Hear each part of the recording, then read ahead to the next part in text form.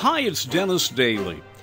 Several times in the 1990s, I went to WestFest, that wonderful celebration of the American West that was started by Michael Martin Murphey. At WestFest 1995, I heard a man reciting poetry and found out that he was a legend, Red STEAGALL. We'd picked up all the fencing tools and staples off the road. An extra roll of barbed wire was the last thing left to load, and I drew a sleeve across my face to wipe away the dirt, and the young man who was helping me was tucking in his shirt. If you are not an aficionado of the new Old West, you may not realize the impact that cowboy poetry has, and the impact that this man, Red STEAGALL, has on contemporary cowboy poetry. Well, I grew up in West Texas, grew up in the Panhandle of Texas, and this is what I've always wanted to do. I went to school at West Texas State and have a degree in agronomy and animal science. And I spent a few years in agricultural chemistry and packed up one morning and moved to Hollywood. And I got into the publishing business first, as well as songwriting. And then that just gradually grew into a recording career after about 8 years and started on the road. And it's been a wonderful experience. What advice, then, would you give for people who want to make that career change and who are frustrated? I ran into a fellow in Key West a couple of years ago who had been a real estate broker in New York City, sold everything he had, bought a little dinky sailboat, and is using his money till it runs out to do that. Probably lowered his heart rate and his blood pressure by about 20 points. If you want to be in show business, any phase of show business, it has to be your total motivation. And you have to do it with 1,000% of your energies or you will never succeed. Talent is only a small portion of success. Perseverance and dedication to whatever it is you want to do are the things that make it work. And when you take a record, the success of a record, for example, and you break it down, we can break it down into 20% song, 20% talent, 20% sales, 20% promotion, 20% public acceptance. And the talent is only 1/5 of the whole pie. And so you got to find out where your strengths are. You got to recognize your weaknesses.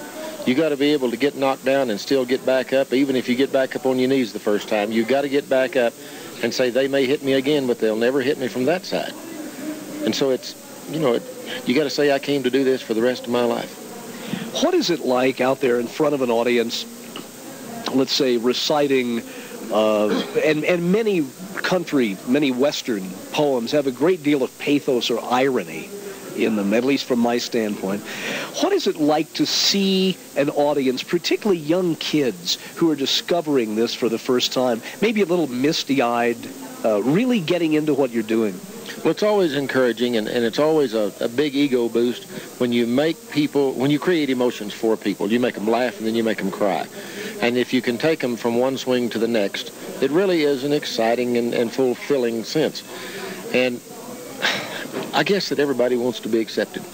And so when you write something and somebody else responds to it in a favorable manner, there's no greater compliment than one person can pay to another one than that acceptance of what they've written. Because when you write a poem or you write a song, it's a piece of you. It's like having a baby. It belongs to you. It came out of your head. It's your thoughts.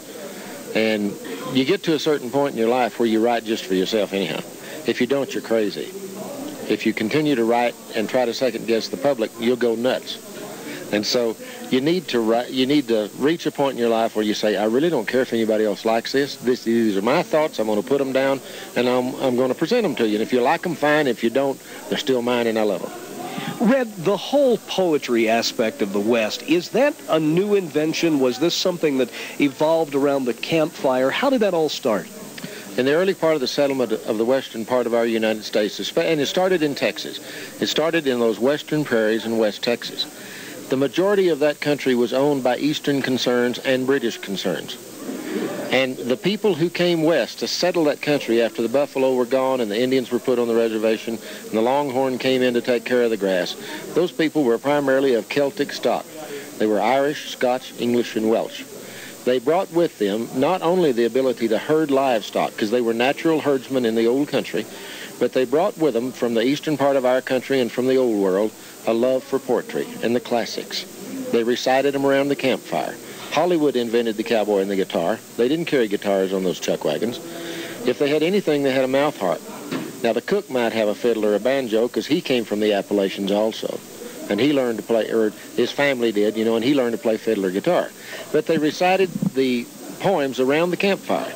Then, as they started to put melodies to those poems, they naturally used old world folk tunes because that was a part of their psyche. And as a result, the majority of our cowboy songs come from old poems. And as we continue that tradition, we write new poems and new songs about the way of life in the Celtic tradition. When you think about it, the fellow around the campfire dancing, and I don't want to give away the word I'm coming from here, but looks very much like an Irish jig to me. A lot of that athletic, fun, let yourself go kind of dancing is very, with a name like Dennis Michael Daly, I have to have ancestors from there, but it reminds me very much of what you would see in Ireland. Well, it is, because that's where they came from. I called my granddad Pawpaw, and I loved him more than life. I tried to copy everything he did. Of course, I was always underfoot and standing in the gate, but if I made him mad, he kept it hid. Red Steagall is one of the great proponents of the American West and Western poetry, and quite a singer, too. I caught up with him at WestFest, talking about how country music, Western music, evolved and how it was a product of various music of the immigrants. And as our music evolved with a mixture of the German Old World dances and the Celtic folk tunes, we came up with an art form called Western Swing. The instrumentation was basically, and the arrangements were basically the same as the big bands in the East were doing, but instead of using woodwinds and brass as the dominant instruments, we used steel guitars and fiddles. Isn't there something wonderfully magic about a steel guitar?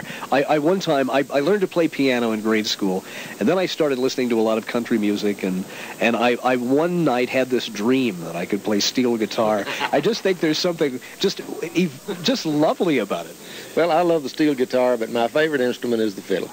And I'd give anything in the world. No, I can't say that I'd give anything in the world or I'd do it, because I am a musician, but I would really like to be able to play the fiddle well, but it takes a lot of concentration and a lot of dedication to play the fiddle well.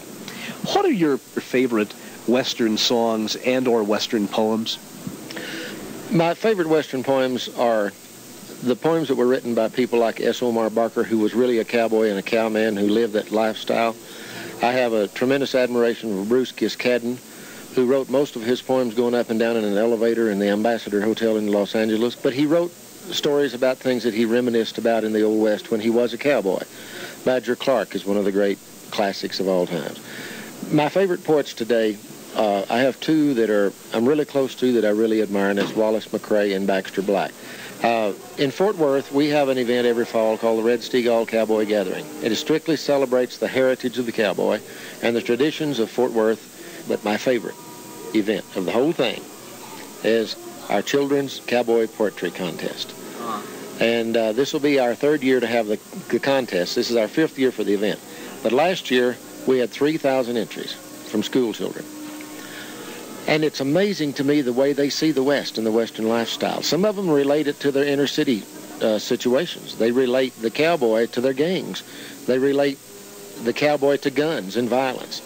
Some of them see the West as something soft and to be revered and protected. And I don't know, I get goosebumps and I get all choked up thinking about it. But what we are trying to do, we held a cultural event, and we're trying to educate those children and expose people to the cowboy way of life and the Western way of life that wouldn't otherwise be exposed to it. A man who is preserving the American West through some of the greatest cowboy poetry you'll ever hear. Red Steagall. I'm Dennis Daly.